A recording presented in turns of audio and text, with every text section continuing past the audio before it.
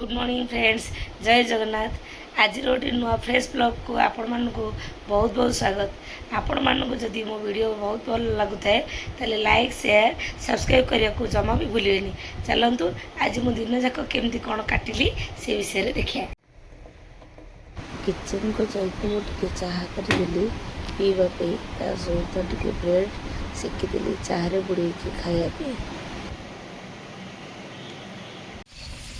गृहिणी मानकर नीतिदिनिया कम मुझे भात और डाली कर भजा बसई देती।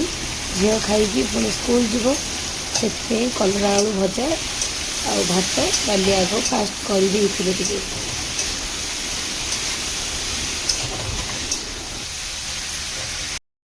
स्वामी आणिकी पहुँची जाइए मापर मुझे धुआ धुई कर लुण हलदी गड़े भाजियारे लगी पड़ी। भाजी सारापर तरकारी करिया दीपर लंच रे खायापी।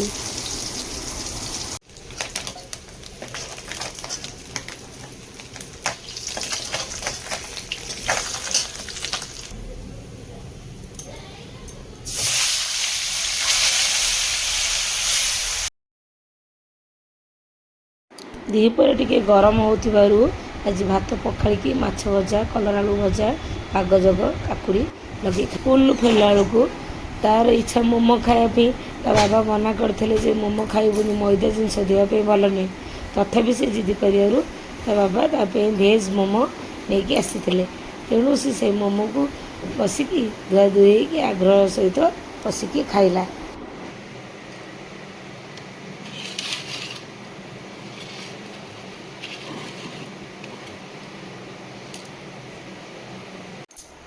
शिवांशी कौन खाऊच कि सौदा धरी तो बापा पुणी घर को आसी थे। झील को मुझे एग्जाम थी बसैकी किसी पाठ पढ़ेदेली से पाठ बसिकी करूला।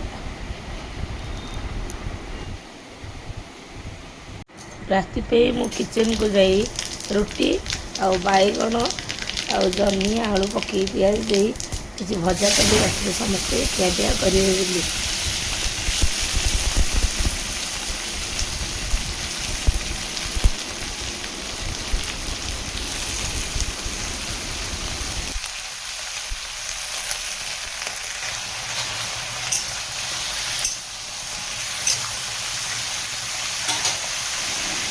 सकाळर माछ भजा बड़ी पड़ता पुत्र मैंने झील मैंने कहते कि माछ फ्राए कले से रुटी हाथ में खाए से भजा कर रुटी कर सारी माछ भजारे माछ फ्राए करदेली सब पिला खाए।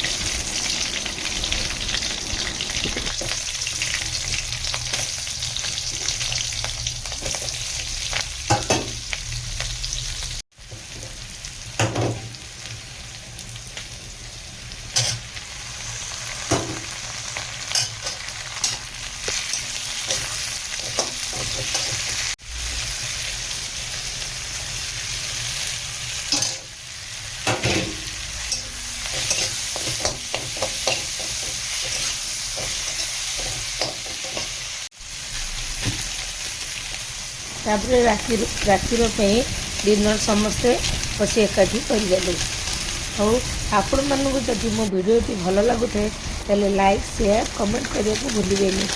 मोर जदि किसी त्रुटि रही जाए कि भूल रही जाए मत आपण मैंने क्षमा करदे। मैं चेष्टा करी नेक्स्ट वीडियो रे आपण मानक भल भल वीडियो आनिकी आपण मान पाखे पहुँचे रोची।